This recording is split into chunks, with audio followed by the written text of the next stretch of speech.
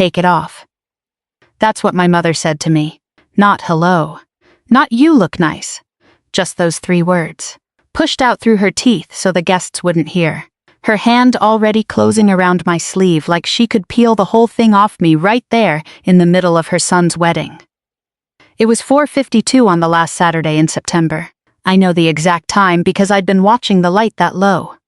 Gold, end-of-the-day light that comes slanting through a rented tent and makes everybody look like they've just been forgiven for something. 180 white folding chairs. A paper wasp drowning slow circles in somebody's abandoned glass of champagne. Somewhere behind the caterer's tent. A van backing up, beeping every 4 seconds. And my mother's hand on the dress blues she did not believe I had any right to be wearing. I didn't pull away. You learn that. When somebody lands a blow, you don't flinch and you don't swing back, you hold still. And you count. Heartbeat. Breath, that taste that comes up the back of your throat. Copper like you bit the inside of your cheek. So I stood at my little brother's wedding with my spine straight and my hands loose at my sides. And I counted.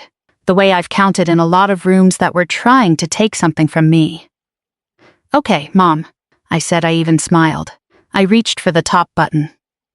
And that is when the men at the table by the caterer's tent began to stand up. There were 12 of them. I want to tell you who they were, and why one of them was standing on 2 legs that were not the ones he was born with, and what happened to my mother's face when the oldest of them set down his glass and started to speak. But before you find out what those 12 men were about to say out loud, in front of 180 people, do one small thing for me. Tap the like button and subscribe, so the rest of this doesn't slip away from you. I'm only going to tell it once, the whole way through, and I'd like you here for the end. Because what came next was the one thing my mother had spent 15 years making certain nobody would ever know, least of all her. None of it will land yet, though. To understand why 12 grown men would rise to their feet in the middle of a wedding for a woman who drives a school bus, you have to go back past this tent, past the folding chairs 15 years, to a road in Helmand Province, and to the 2 boys my mother raised, and the one she got to keep. My name is June Voss. I'm 36. I did 1 enlistment in the Marine Corps, a long time ago. And these days I drive bus 14 for the Washington County schools and grow more tomatoes than any one person should. That's the version of me my family kept. It was easier for everybody, especially, if I'm honest, for me. So before I go on, let's get the shape of it straight. You and me, because we're going to be the only 2 who know the whole truth the whole way through. What my mother believed about that day was the exact opposite of what happened, and she'd spent 15 years defending it. Everyone under that tent was about to learn which of us was right, everyone except her, the one it should never have had to be news to. So when it comes, don't watch me, watch her. There were 3 of us. Daniel was the middle one, Danny 2 years older than me and about a foot louder. Caleb was the baby, 7 years behind. The one getting married under that tent. And then there was me, in the middle girl slot that isn't really a slot at all. The kid who learns early that the way to be loved is to be no trouble. Our house had a volume, and Danny was most of it. He and my mother were the loud ones, not unkind loud. Just full. The kind of people who fill a room clear to its corners and never once think about whoever's doing the listening. I was the one doing the listening. I learned that house by its quiet places. The stair that didn't creak, the corner of the porch you could vanish into, the exact chair at the kitchen table where you could be present without ever being underfoot. I didn't know I was training for anything. You never do. Danny was our mother's whole sky. I'm not saying that with a knife in it. It was just true. The way weather is true. He had that thing some people are born with, where a room gets warmer when they walk in. He collected root beer barrels, those hard butterscotch brown candies old men keep in coat pockets, and he always had one. And he'd talk with it clicking against his teeth. And Mom would tell him to spit it out, and he never did. He enlisted at 17. She had to sign the waiver. I watched her sign it at the kitchen table with a church pen. And I watched her hand shake. And I have thought about that shaking hand more times than I could ever tell you. I enlisted 2 years later. Nobody had to sign anything by then. And nobody made a fuss, either, when Danny left. There'd been a cake.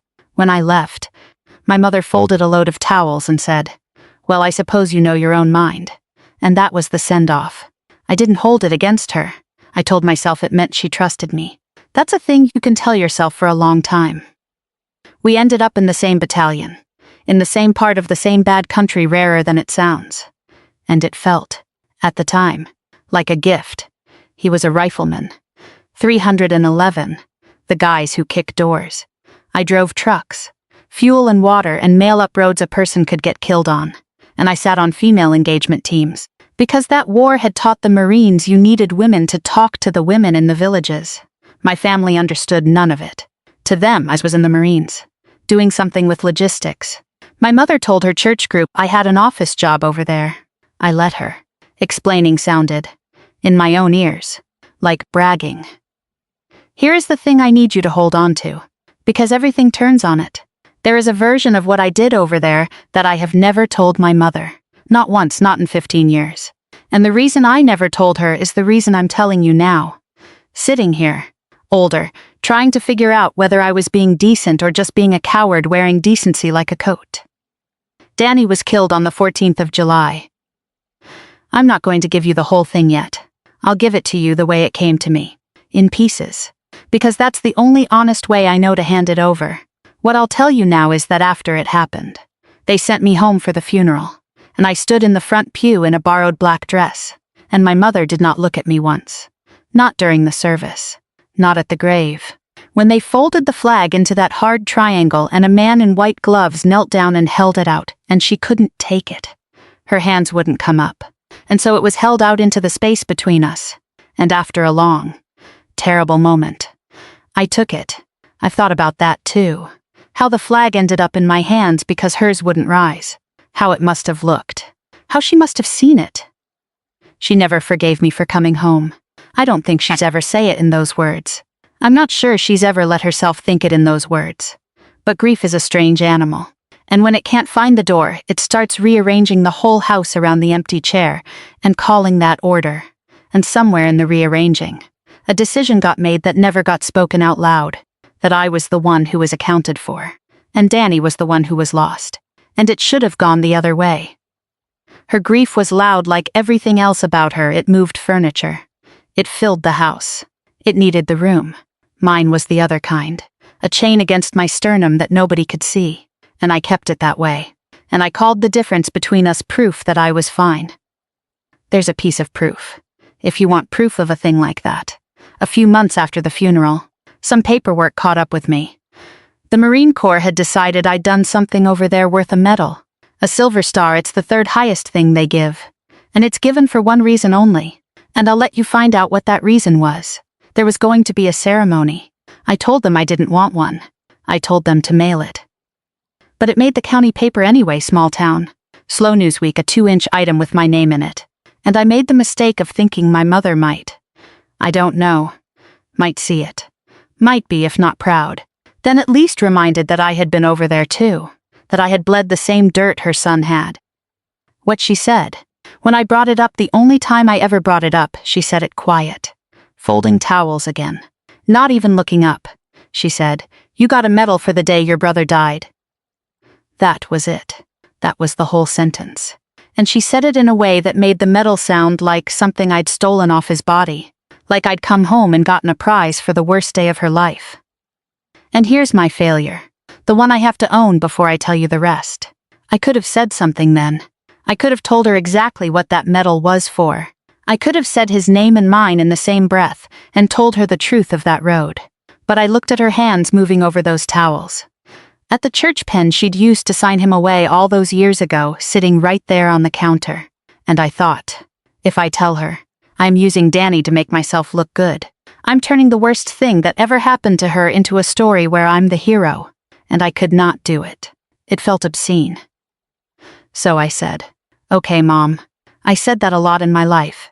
I picked up a towel and I folded it and I let her keep the version where I was the survivor who got a prize. I told myself it was a kindness. I told myself it was love. I let the lie set like concrete because breaking it felt uglier than living inside it. 15 years. I drove my bus. I grew my tomatoes. I wore Danny's dog tags under my shirt every single day I'd had them since the 14th of July. And I'll tell you how I got them soon, and I never once let them show. And every year, in July, 12 men who had loved my brother came back to this town. And they came to my mother's door, with their families and their casseroles. And they sat in her living room and said his name out loud, over and over, because they knew what most people don't, that the dead need their names said, that a name unspoken is a second kind of dying. My mother let them come. She loved them for it, I think, but she never understood because I never told her that those men knew exactly who I was. That to them. I was not the girl with the office job. I was not the one who got a prize. I was the reason some of them were still breathing. I should tell you what those July visits were actually like, because they're the closest thing this story has to a hinge. They'd show up the way units do, all at once. A caravan of pickup trucks and minivans with car seats in the back now, because the years had turned door kickers into dads. They'd fill my mother's little living room until the walls sweated. And they'd tell Danny stories, the root beer barrels. The way he sang badly and constantly and didn't care who heard, and for those 2 days a year her boy was in the room again, conjured out of 12 men's mouths. And I would sit in the corner by the bookshelf and keep my mouth shut, because I'd made myself a rule. Those days were hers. I poured coffee. I refilled the candy dish. I was the quiet aunt who drove a bus. Every one of those men knew better, and not one ever said so, because Top had told them, years back, that when I was ready I'd say it myself. They guarded my silence for 15 years. There's a lot I didn't know, sitting in that corner, that everyone else in the room did. Once, the 2nd July, one of them, a kid named Petey, who I'd pulled out of that same ditch, hugged me on the porch on his way out and whispered, "I named my truck after you." Just that. Then he got in the truck and drove off. And I stood on my mother's porch and cried into my sleeve where she couldn't see. Because being thanked in secret is its own particular kind of lonely. You get all of the weight and none of the light. Caleb's wedding invitation went out in June, and in the same batch of mail, 12 of those men RSVP'd yes. The morning of the wedding I put on my dress blues. I want to be careful here, because I've turned this over so many times. I didn't do it to make a point. I'm not built that way. I spent too many years learning to be no trouble. I did it because my brother Caleb, when he was small, used to make me wear the uniform to his birthday parties so he could show me off to his friends, back before any of the hard things happened. And because some part of me, some stupid, hopeful, 6-year-old part thought that maybe on a day about family, about 2 of us still being here, I could bring Danny along in the only way I had left. The tags were under my collar. The blues were on my body. It felt that morning like carrying both my brothers into the room. My mother saw me in the church parking lot, and her whole face closed like a door in wind. "Why?" she said. "Just that. Why would you?" "It's Caleb's day, Mom. I wanted to look." "You wanted to look like him." Her voice cracked on the word, and she pressed her lips flat to stop it. And for one second, I saw not the woman who'd been punishing me for 15 years, but a mother standing in a parking lot looking at a uniform the shape of the son she buried. And I almost took it off right there. I swear to you, I almost did. Then she said the other thing. 15 years it had been building. 15 years of Sundays where she'd told the church I had an office job. 12 men at her table every July, saying Danny's name 100 times over and never once mine. 40 meters I'd closed to reach Tuck, and the distance to Danny I never could. All of it living underneath every folded towel. And then it came out. Low so Caleb wouldn't hear. So God wouldn't hear. "It should have been you out there, not him," and she walked into the church to watch her baby get married. Here is what nobody tells you about a sentence like that. It doesn't hurt the way you'd expect. Not in the moment. In the moment it's almost a relief. Because you've known it your whole life, and now it's finally been said. And a thing that's been said can at least be looked at. I stood in that parking lot and I counted my heartbeat, and I got it back under 60. Which is a party trick they teach you for when you are about to do something that requires your hands not to shake. And I did not take off the uniform. That was the only defiance I had in me. Not a word back. Just I kept him on my body a little longer. The ceremony was fine. Weddings are always fine. Caleb cried. Hannah laughed. Her grandfather Wally, a wiry old Vietnam vet with a bolo tie, caught my eye from across the aisle when I stood for the vows and gave me the smallest nod. One veteran to another. Like he could read the whole thing off my chest. I nodded back. I didn't know yet that he'd be the first person in that tent who wasn't surprised by anything that happened later. Before the reception, I stepped out behind the barn to breathe. That's a thing I still have to do at gatherings, find the edge of the crowd, put my back against something solid, let my heart rate come down on its own time. My right knee finds the solid thing first these days. It's been wrong since the 40 meters, and it aches before rain the way old men say theirs do. And that's where Tuck found me, rolling up the gravel path. He'd been on his prosthetics all morning and had switched to the chair to save himself for the dancing he had no intention of missing. We hadn't spoken in maybe 3 years. He didn't say anything about that. He just pulled up beside me and looked out at the lake with me for a while. And then he said, "You still doing that thing where you stand where you can see all the exits?" And I said, "You still doing that thing where you show up to weddings you weren't technically invited to?"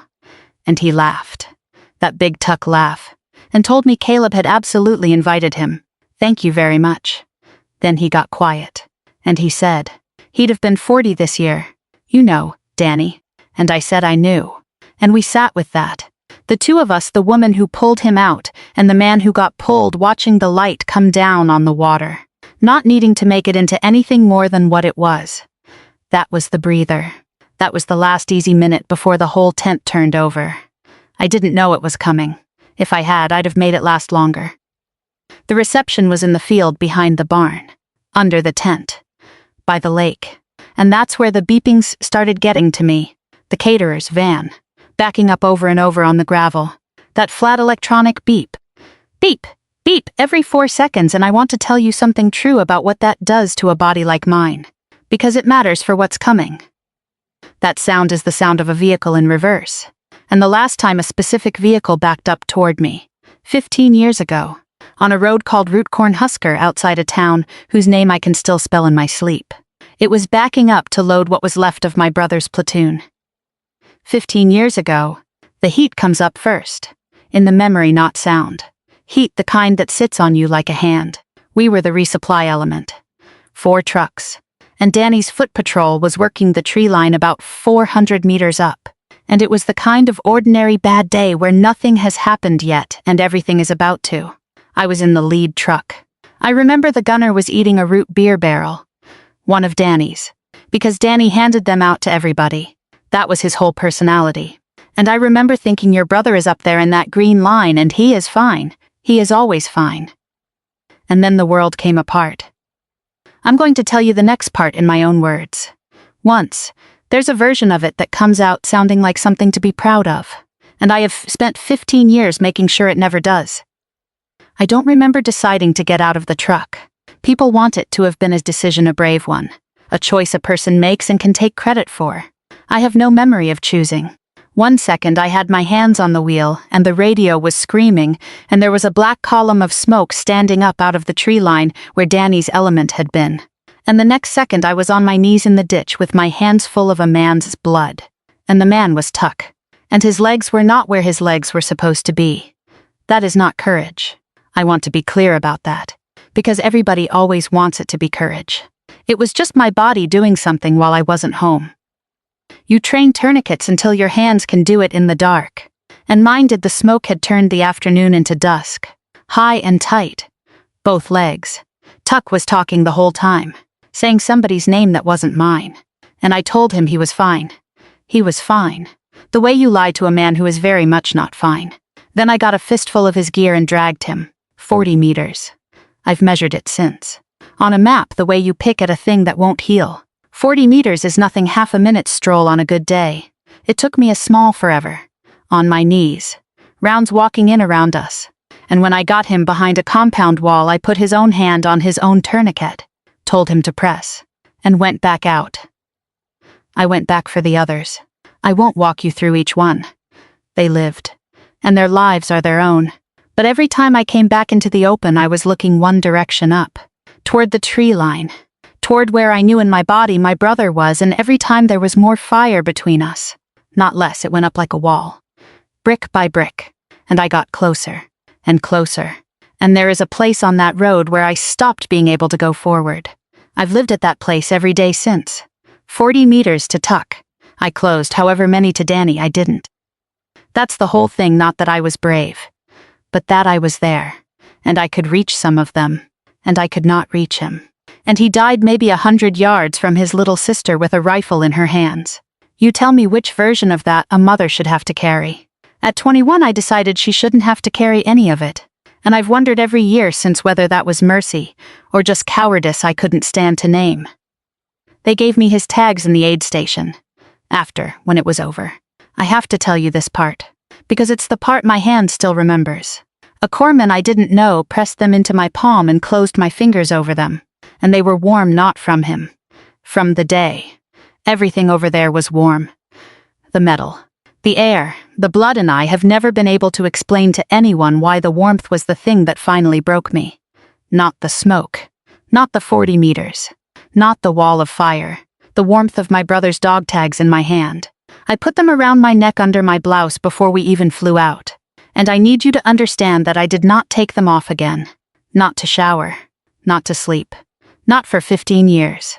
When my mother told her church I had an office job, I had her son against my sternum. When she said I got a prize for the day he died, I had her son against my sternum. Every single time. He was right there and she didn't know. Because I'd decided that telling her would be using him. And so I carried him in secret the way I carried everything else. Back in the tent, the toasts started. Caleb's best man told a story about a canoe. Hannah's maid of honor cried. And then my mother stood up with her glass. Because she was the mother of the groom and it was her right. And she talked about her son's son. She corrected herself. My son and his brother who's watching over us today, and the whole tent went soft and teary the way tents do. And she raised her glass to Danny. And it was beautiful. And it was true. And it cut me in half. Because I was standing right there. In his uniform. And she toasted the dead son and could not look at the living daughter. And I understood. Finally and completely. That in the arithmetic of her heart I had never once been added back. I set my own glass down. I didn't trust my hand. That's when she looked over and saw the blues catching the gold light. Saw the shape of Danny standing at the edge of her son's wedding. And something in her just came off its hinges. She crossed the grass to me. Fast, her earring shaking. Her champagne slopping over her knuckles. And she took my sleeve. "Take it off," she said. "Please, take it off." We were back at the beginning. The wasp in the glass. The van beeping. My hand on the top button. "Okay, Mom," I said for the last time in my life. And the men at the table by the caterer's tent stood up. The first one up was Marcus Tucker. Tuck, he'd flown in from Georgia with his wife and his 2 girls. And he'd been sitting quiet at that back table all afternoon. And when he pushed his chair away and got to his feet, you could hear it a small mechanical click. Click because Tuck stands on 2 prosthetic legs now. Both of them. 8 inches below the knee. He put his hands flat on the table to steady himself, and he rose up out of that chair like it cost him something. Because it did. And he looked straight at me, and then he looked at my mother. And his voice wasn't loud. That's what I keep remembering. None of them were loud. "Ma'am," Tuck said to my mother, "I don't think we've ever met, but I need to stand up when this Marine is in the room." Then the man next to him stood. Then the 2 across from him. Then the rest. One after another. Chairs scraping back across the plywood dance floor. 12 men in their late 30s and 40s. Some in ties. One in his old dress uniform that didn't button the same anymore. All of them getting to their feet in a wedding tent in Ohio. And not one of them saying a word. The music had stopped. Somebody's kid had stopped crying. 180 guests turned to see what the men in the back were looking at. And what they were looking at was me. And my mother's hand still frozen on my sleeve. The last one to stand was the oldest. First Sergeant Eli Brandt. Top, 15 years grayer than the last time I'd seen him. Thicker through the middle, but the same flat, calm eyes. He didn't hurry. He reached into the breast pocket of his jacket. And he took something out. And he set it on the table in front of him where everyone could see it, and I started to cry. Silently, standing at attention I didn't remember coming to. Because it was a root beer barrel. Still in its wrapper. He'd been carrying my brother's candy in his pocket for 15 years. "You must be Danny's mom," Top said, his voice carried without him raising it. "Some men have that. We come every July. You fed us at your table. So I hope you'll let me say something at your other boy's wedding. Because I've been waiting a long time to say it, and I think maybe it never got said. My mother's mouth opened. Nothing came out. What he told her next. You already know I gave it to you on that road 15 years ago. It was no surprise to me, or to these 12 men, or to you. It was a surprise to exactly one person in that field. But there is a difference between a thing being true and a thing being said out loud, in a stranger's steady voice. In front of 200 people who will carry it home, and that difference is the only reason the version of me she'd guarded for 15 years didn't outlive that afternoon. So let him say it. Watch her while he does. Your daughter, Top said, was en route Cornhusker the 14th of July, in the lead truck of a resupply element, when Danny's patrol walked into a complex ambush at the tree line. Then small arms from 3 sides. Danny's element was pinned in the open. And your daughter dismounted her vehicle against every order and every ounce of sense, and she went in on foot. Alone at first. She put down fire. And she got a tourniquet on Tucker here when he'd lost both legs and was bleeding out in a ditch. And she dragged him 40 meters to cover. Then she went back. She got 2 more men out the same way. She was trying to reach Danny. The tent was so quiet I could hear the lake. She didn't reach him, ma'am, Top said. And his flat, calm voice went the smallest bit unsteady. The only crack in him the whole time. He was gone before any of us could get to him. There was nothing anybody could have done. But your daughter went into that kill zone 4 times. And 3 men walked out of it well. He looked at Tuck's legs. And the ghost of something almost like a smile crossed his face and left it. 3 men lived. Tucker's oldest is 9. His youngest turns 6 next month. That's because of Corporal June Voss. The guys on that road had a name for her. They called her Chapel. Because being near her when everything came apart was the only quiet any of them could find. Petey's truck still carries it. Painted on the door. The Marine Corps gave Corporal Voss the Silver Star for what she did. She wouldn't take the ceremony. He paused. She's never once told you any of this, has she? It wasn't really a question. I looked around the tent. Because I couldn't look at my mother yet.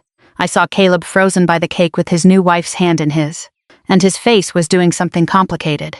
Because he'd grown up on the same story as everyone else, his big sister. The office job. The prize she got the day Danny died, and I watched 15 years of that story drop out from under him all at once. I saw Hannah's grandfather Wally. The old Vietnam vet. And he wasn't surprised at all. He just had his hand flat over his own heart. The way you do at a flag.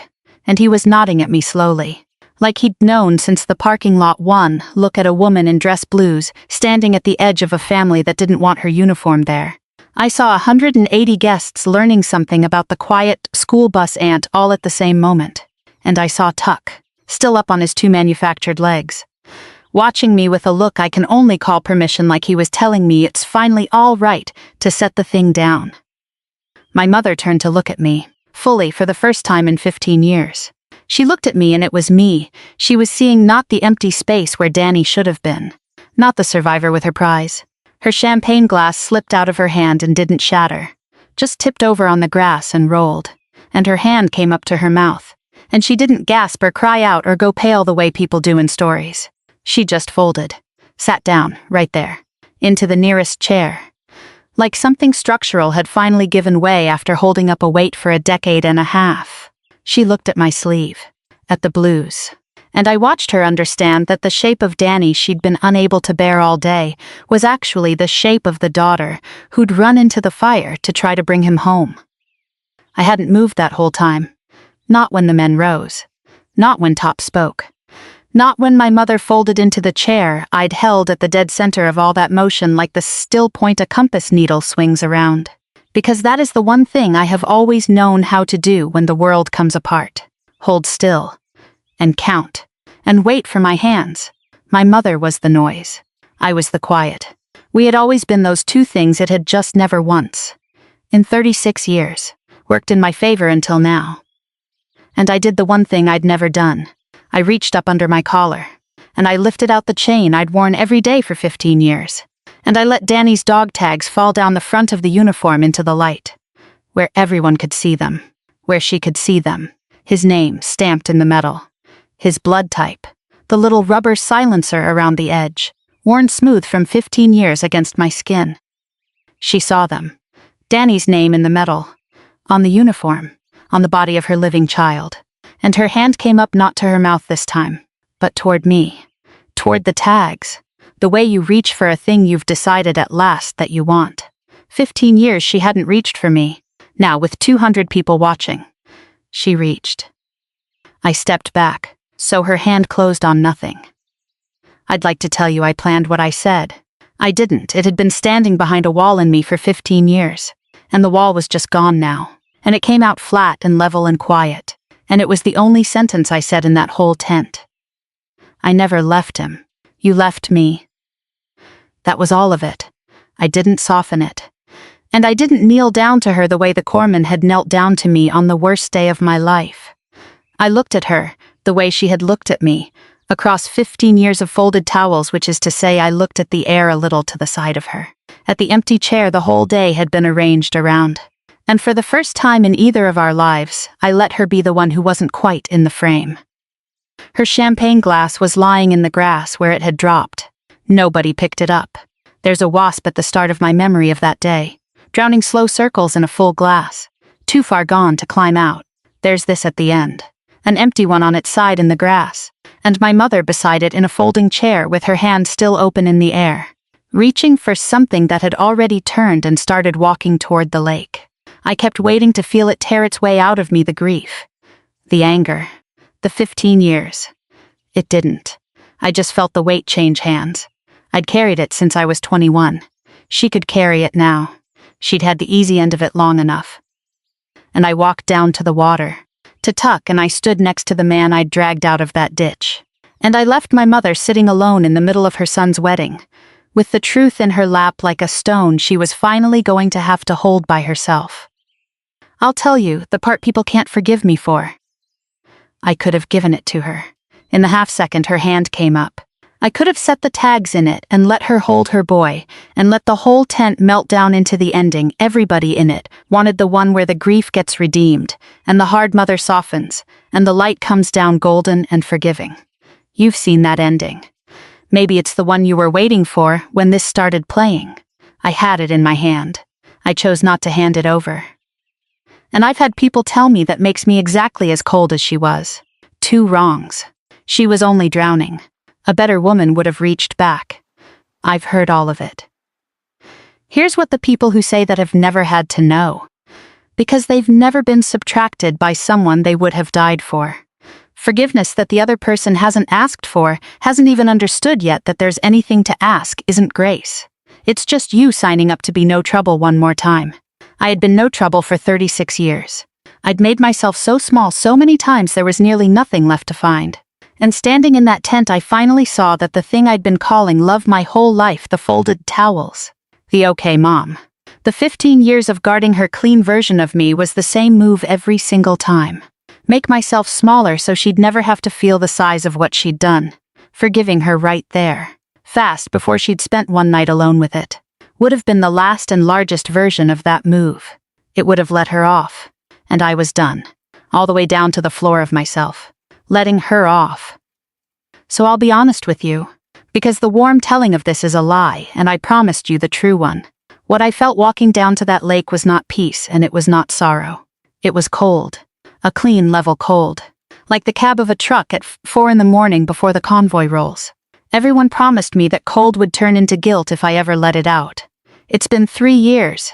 The guilt still hasn't come, and I've stopped setting a place for it. I told you I measured 40 meters once the ground I closed to reach Tuck. There's a distance I never could close. The one up the road to Danny.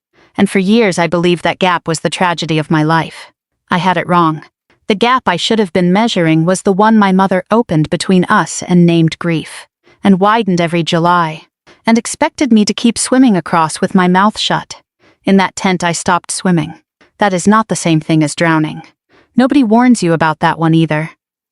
We don't get a fairy tale ending. I told you that at the start. I meant it more than you had any way of knowing yet. My mother and I don't speak. That isn't a wound I'm tending, it's a decision I made. And I check on it now and then the way you check a lock. And every time, it's still holding. She wrote me a letter that first winter. 4 pages.